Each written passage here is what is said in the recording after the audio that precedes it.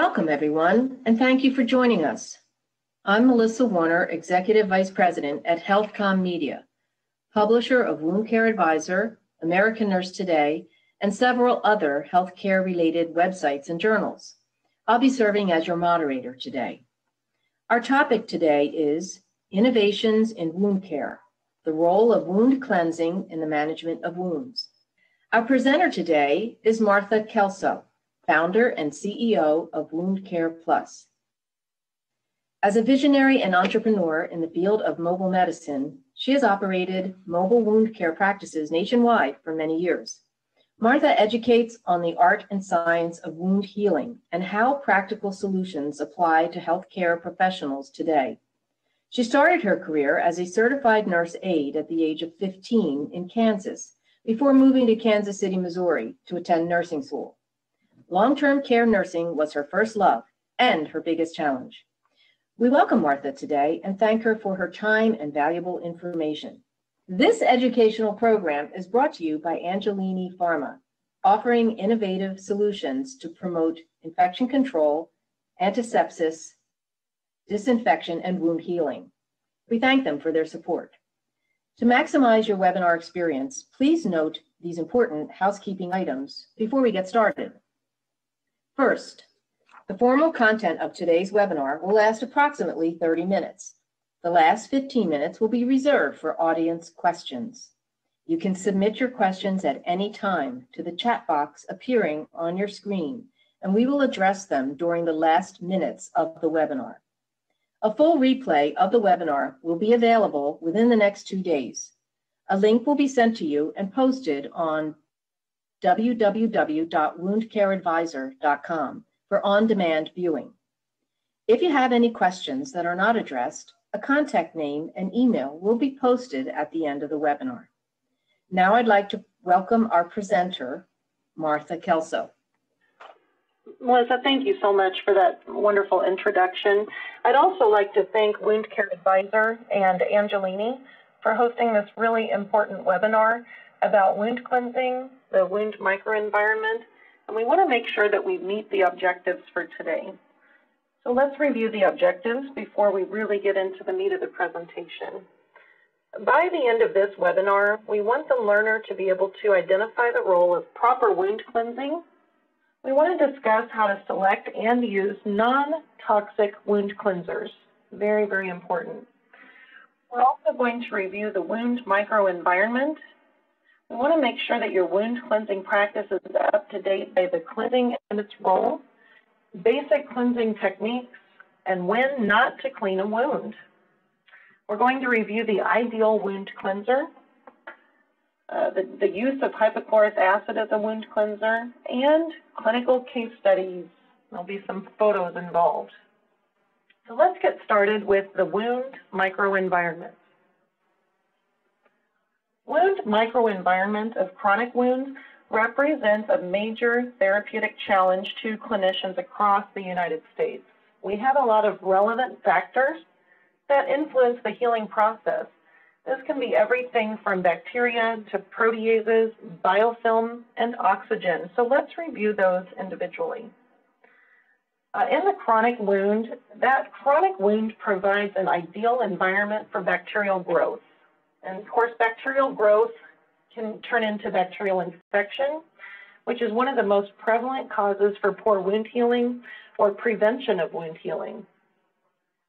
Proteases such as MMPs and elastase play such a key role in wound healing that excessive expression can lead to prolonged inflammation and delayed wound healing. It can absolutely cause a wound to stall out and prevent wound healing or delayed wound healing. With biofilm, that's bacterial biofilm that plays an important role in maintaining prolonged inflammation that can ultimately lead to the failure of wound healing.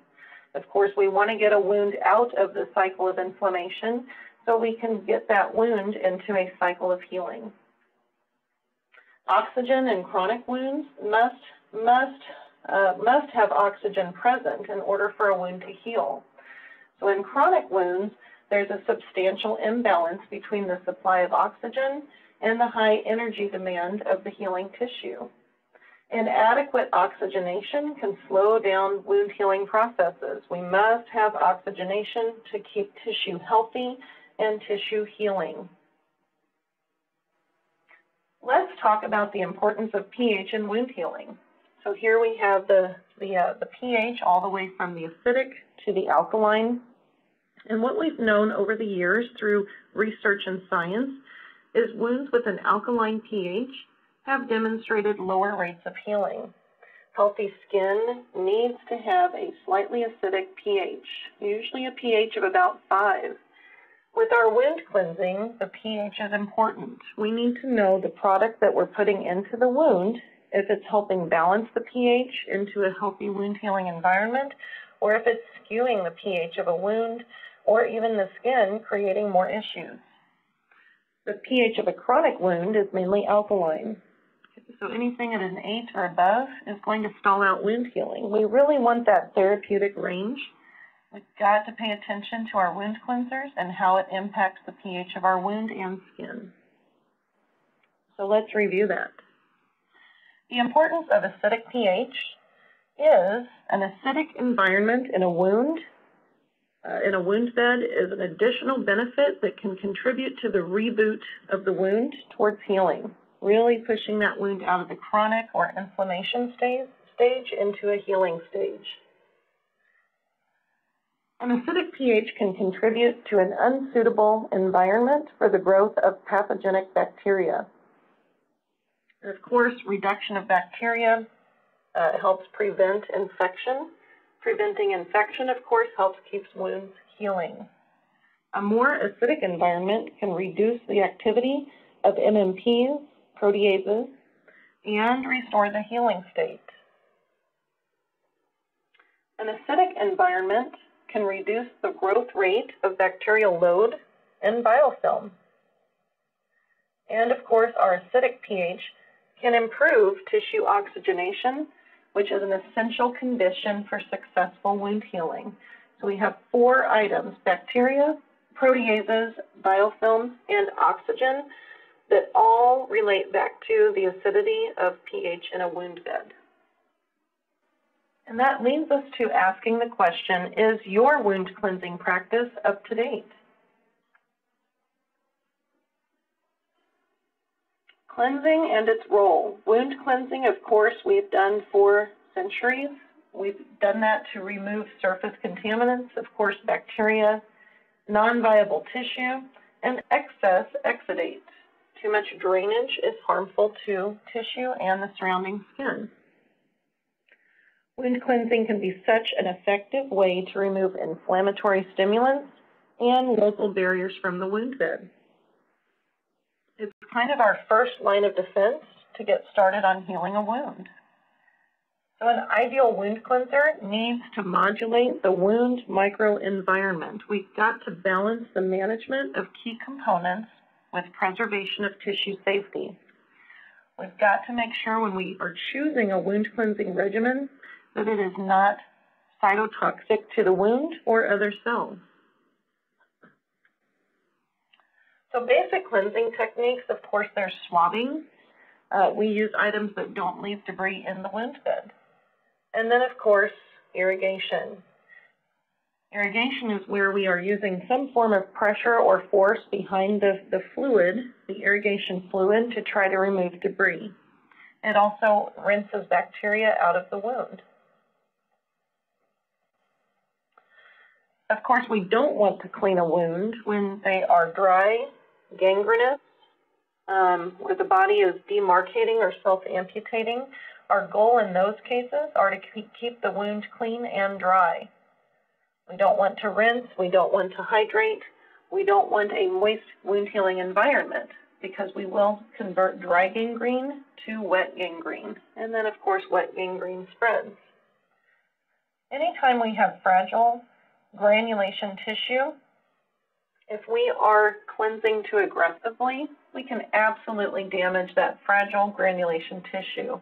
It can be traumatic. It can cause excessive bleeding that's unnecessary. It can increase pain. So in these 2 instances, we absolutely would not want to aggressively clean a wound. But that brings us to the ideal wound cleanser. The ideal wound cleanser is not cytotoxic. So when you ask your patient about their basic wound care regimens at home, the usual and in some cases unfortunate answer is cytotoxic ingredients, such as hydrogen peroxide or alcohol. Or we're using topical Neosporin first aid cream, but we're not sure why we're using it. And of course, topical creams can harbor bacteria or even fungus. We're creating a dark, warm, moist, wound healing environment where fungus can proliferate.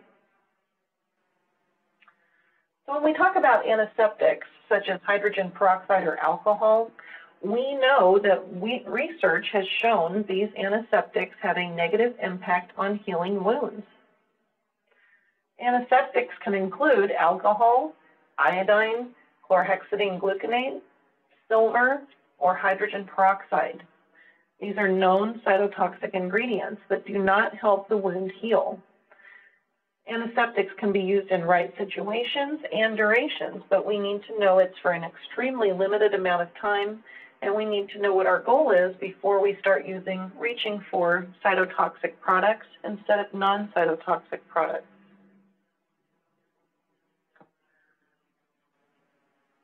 When we look at the ideal wound cleanser, we are looking for several broad categories of solutions, right? So there's hypochlorous acid.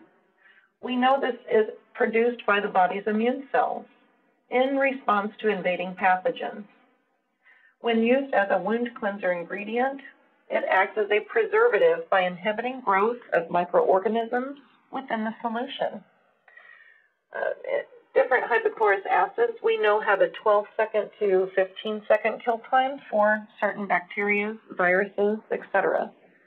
It's a good option that's non-cytotoxic and encourages appropriate pH and wound healing. Saline solution generally does not contain preservatives, so bacterial growth can occur once it's exposed to opportunistic organisms.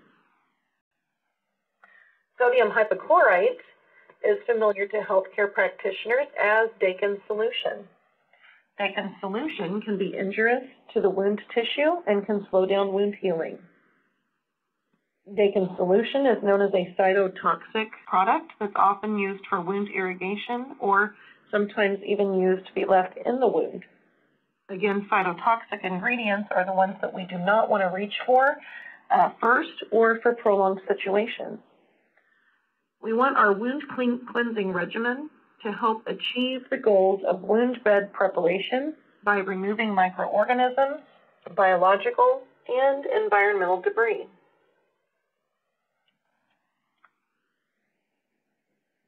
Characteristics of an ideal wound cleanser: it needs to be non-cytotoxic to tissue. The ideal wound cleanser should decrease colonization of the wound bed. It needs to be cost-effective and stable. If it is not stable after 24 hours of opening, it's not cost-effective. We want to look for that longer shelf time, but also longer usability once it's opened. The ideal wound cleanser should not be an alkaline pH.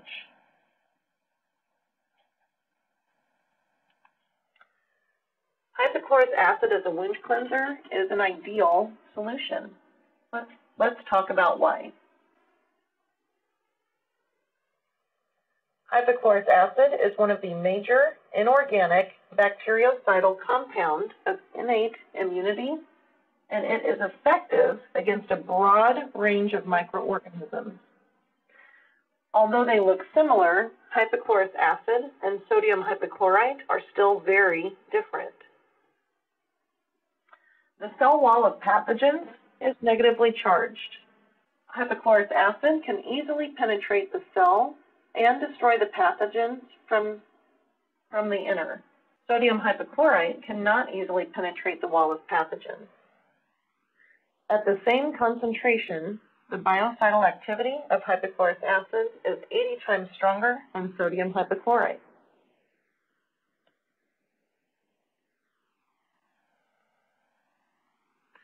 Hypochlorous acid is naturally found in our body It's produced by the immune cells, the white blood cells, in response to invading pathogens. It's that chemical reaction that our body creates.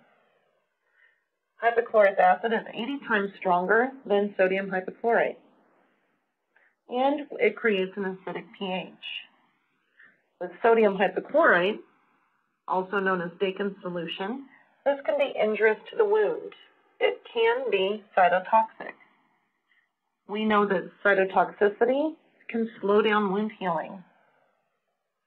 We also know that sodium hypochlorite does not easily penetrate the bacteria. It also creates an alkaline pH.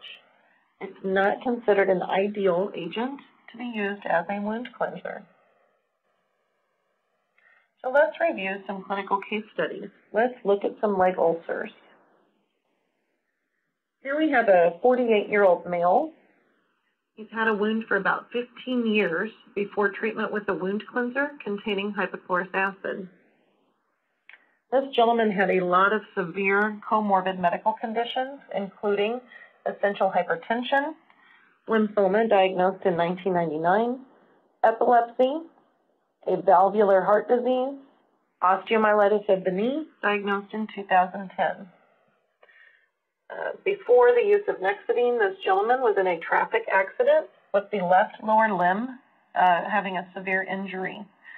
Subsequent alteration of vascular architecture with the appearance of a large ulcer on the lower third of the leg after chemotherapy due to a car accident about 15 years ago. So the large ulcer on the lower leg, not the lower third of that leg, was treated with cycles of hyperbaric oxygen. Since then, the lesion never came to resolution. From November 2011 to June 2013, the patient underwent 4 surgeries with an engineered graft and skin graft without any benefit, with the exception of wound depth becoming superficial.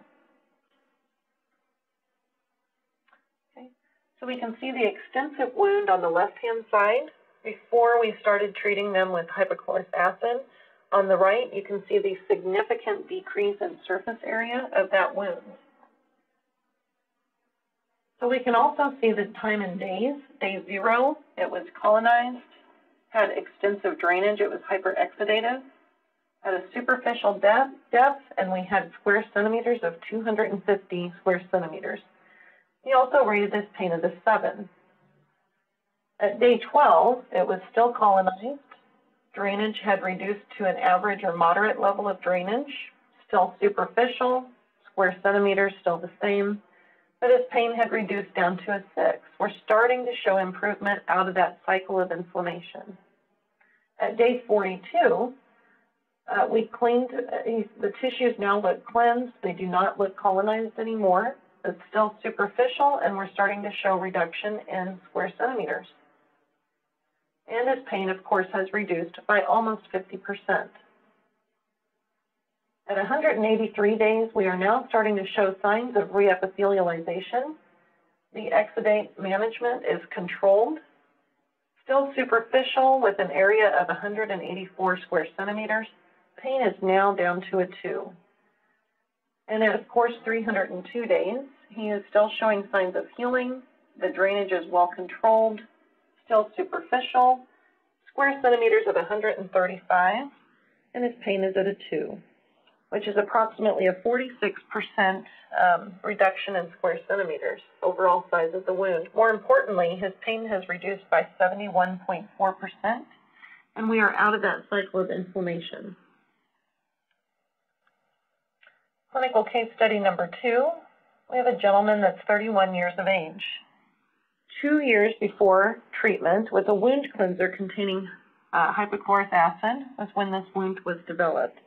He has severe comorbidities, including young refractory severe obesity. He's had a sleeve gastrectomy in 2010. Pre-surgery weight was 227 kilograms, 148 kilograms after surgery in 2011. He has psoriatic arthritis and a very large peripheral and lower edema on a lymphostatic basis. This gentleman had stasis ulcers that would not tolerate the bandage. He had grafting with improvement on June 2013, very low compliance, and constant infection. So we have our pre-photo on the left-hand side and the post-photo on the right-hand side, and that's remarkable. So on day 0, we started out with infected tissue that were hyperdraining, had a deep ulcer with a 300 square centimeters a wound, and of course an 8 pain, again showing that we're stuck in the cycle of inflammation. At day 22, we now have cleansed tissue, no longer showing infection. Drainage has reduced down to a moderate or average level with a superficial depth and 250 square centimeters of the wound.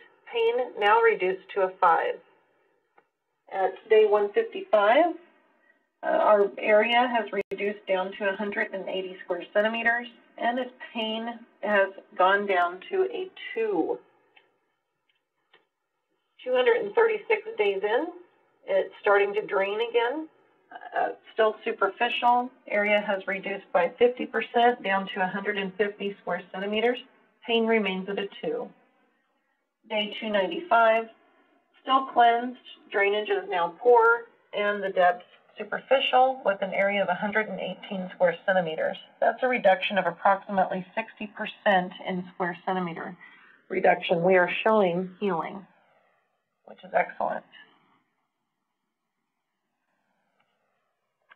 And of course, our third case study, 83-year-old male, 2.5 years before treatment with a wound cleanser containing hypochlorous acid was when this wound set in. So 2.5 years before we started using hypochlorous acid is how long this wound has existed.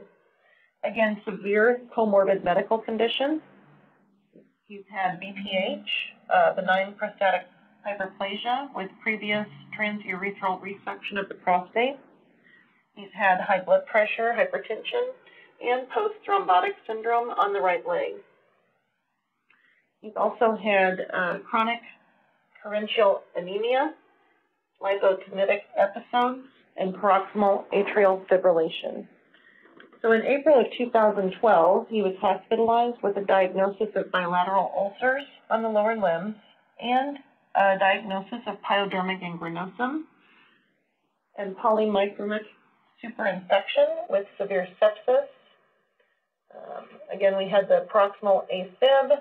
We put in a wandering pacemaker with heparin, coagulant dosage. He had mild heart failure and a sarcadic conditions and a severe protein caloric malnutrition. Had psychomotor agitation with delirium, perhaps related to opiate usage. Also ended up with suspected sleep apnea. In April of 2013, he's now hospitalized just a year later, and we're going in for a regraft type procedure. And that's some extensive comorbid medical conditions. So you can see that we started out on the left-hand side, his wounds to begin with. On the right-hand side, significant improvement just from choosing the right wound cleansing regimen. So we started out with slough, high drainage, and square centimeters of 160 square centimeters and a pain of 6. Then we ended up with the second measurements. He's got slough, he's high draining, it's superficial. He's dropped to 140 square centimeters with a pain of 6. And then at day 0 was when we introduced hypochlorous acid. So at day 190, after we introduced Nexidine into his wound cleansing regimen, you can see that he still had slough, but the drainage had reduced.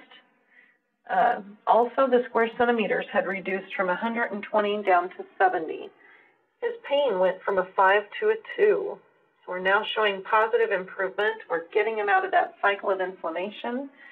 By day 275, he had slough, superficial, square centimeters sitting at 38. That is remarkable. So we have a almost 70% increase, reduction in square centimeters of the wound, and an 80% reduction in pain. Hypochlorous acid is your ideal agent for wound cleansing. It's important to add it into your regimen. It's also important to understand it helps with pH of the wound, correcting the pH of the wound. reduction in bacteria load on the wound, helps increase the oxygenation of the wound, also helps reduce in pain. Now we want to take a minute to thank Angelini for sponsoring this webinar. We're going to take a few minutes to kind of review some of the information that we covered. Again, Angelini has Nexidine. Nexidine is what we're using for our ideal wound cleansing agent. So some of the product features of Nexidine that can support physiological healing process, it's FDA cleared. We're not using something that's off-label or not indicated for wound cleansing. They have FDA clearance for their hypochlorous acid-based wound cleanser. It was developed for a topical treatment in the field of acute and chronic wound management. It has that ideal pH of 2.5 to 3.0. Nexidine has high purity. It's greater than 95% of free chlorine species derived from hypochlorous acid. And we have free chlorine species of approximately 40 to 70 parts per million, so it's not cytotoxic to humans. And we talked about long stability. We want to have that long stability shelf life. This one has 30 days stability from the first time that you open it. We use that mechanical action of the fluid flowing across the lesion to help remove biologic and inert materials such as microorganisms, biological debris, and environmental dirt. We talked about the kill time assay. So pathogenic bacteria such as Staphylococcus aureus, Staphylococcus pyogenes, epidermidis, Pseudomonas, E. coli, your multi-drug resistant organisms, they all have approximately a 15-second kill time at 99% or more. That's very important when we're talking about reducing antibiotic usage and not contributing to the multi-drug resistant organism. I've authored an article discussing the use of hypochlorous acid and why it's important to help to introduce that to your regimen to reduce antibiotic usage and not contribute to the multi-drug resistant organisms as CMS is currently mandating. We want to use Nexidine on wounds because it's fast and simple. So at each treatment or medication of the wound, we want to spray the whole lesion abundantly with Nexidine. Then we want to allow that solution to dry. You don't need to rinse it. It's not cytotoxic, so it's not something that we need to remove out of the wound. We then want to use a second application of Nexidine. We can do it consecutively and repeated if necessary. Again, once you apply Nexidine, we want to allow it to dry. Once you're done letting the Nexidine dry, now you can start your wound application. Whichever dressing is currently ordered for the wound can be directly applied. When you use the right tools for all patients, all wounds, you are making all the difference in the world. We want wounds to heal. We don't want them to stall out. We don't want them to become chronic for all the reasons that we listed earlier in the presentation. When wounds heal, patients are happier, our medical malpractice is reduced, wounds heal timely, we save dollars for our insurance system. Nexidine is an obvious choice for adding that to our wound cleansing regimen. And of course, references on the slide. If there's any questions, I'd be more than happy to take those questions at this time. And I thank you. Thank you, Martha. Now it's time for Q&A. Our first question: many practitioners who work in long-term care facilities have clientele who suffer from dementia. If they were to accidentally consume a bottle of Nexidine, what would be the cure? That's a great question. The first thing I would do is rinse their mouth with water. We don't want to induce vomiting. We don't want to give them alcohol, milk. Usually a glass of water is the cure to dilute the hypochlorous acid, prevent anything bad from happening. We would want to make sure that you have an MSDS sheet on file and, of course, follow the instructions on that. But usually there's no negative outcome. Of course, if they would have adverse symptoms appear, we'd want to get medical advice, whether it's from the Center for Disease Control or the ER, but usually a glass of water is the cure. Thank you. Another question, why do some other products have a higher concentration of chlorine? Okay, that's a great question. Usually hypochlorous acid has poor stability, and so they're generated at very high levels of concentration to assure product preservation, ensure longer shelf life. And so those are things that you do want to investigate before you choose a hypochlorous acid cleanser. We don't want high parts per million. We don't want a heavy chlorine saturation in the product.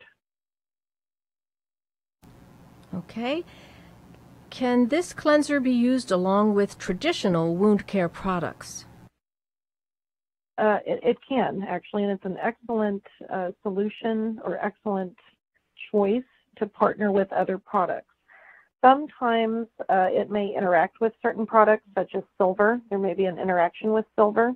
And so if there's ever a concern, what you would want to do is spray the wound with hypochlorous acid and then let it dry completely before you add another product in.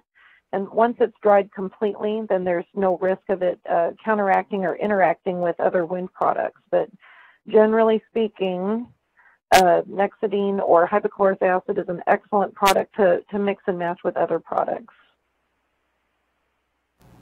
And one of our attendees just asked a great question. How do I get my hands on it?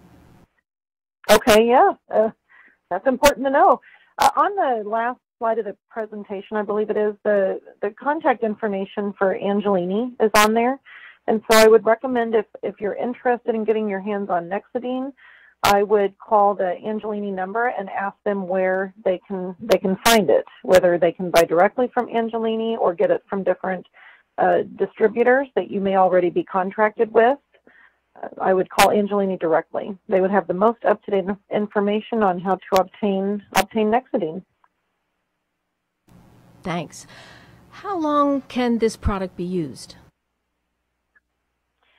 It can be used as long as it's showing a significant benefit in the wound. So there's really no time frame because hypochlorous acid is manufactured naturally by our bodies.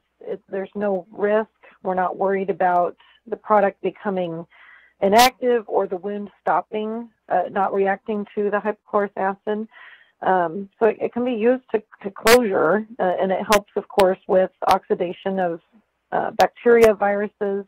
It helps manage bioburden. And so it's one of those products that you can use indefinitely up until wound closure.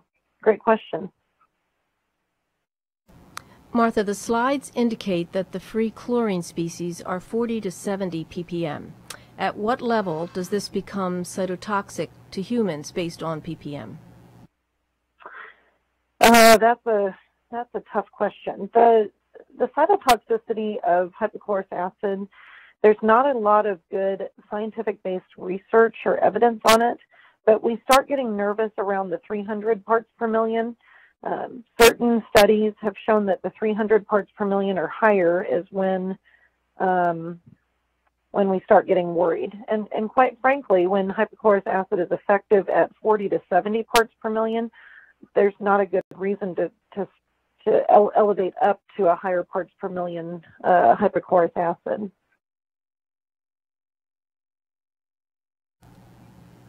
Can Nexidine destroy the biofilm? Yes, it can, and it does. Actually, the biofilm is what, of course, stalls out the wound. We do have an in vitro study talking about the MRSA biofilm, and so Nexidine induces that morphological change where in the biofilm structure, which makes bacteria more accessible to further cleansing. So after using Nexidine, bacterial colonies would present on the surface with bacteria not encapsulated into the EPS matrix, and therefore it's accessible to effective additional wound cleansing. So yes, Nexidine does help destroy biofilm. Has there been any adverse reactions? We've been using hypochlorous acid for a couple of years. We treat on average about 600 clients a week, We have not seen an adverse reaction in the clientele that we serviced, whether that was a rash or some kind of adverse allergic reaction. I have not personally witnessed it in my practice.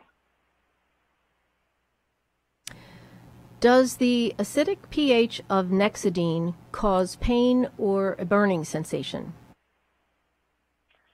Generally speaking, the burning or pain sensation is not related to pH of a solution. For example, we know that alcohol causes a burning sensation with a pH of 6 to 8. I have not had, again, any personal complaints in our practice of Nexidine causing burning or pain sensation. Quite frankly, just the opposite. Oftentimes we get the patient or client stating, "Wow, my pain doesn't hurt, my wound doesn't hurt anymore," or if we're using it on an abrasion or a burn type area, it usually reduces the inflammation and therefore reduces pain.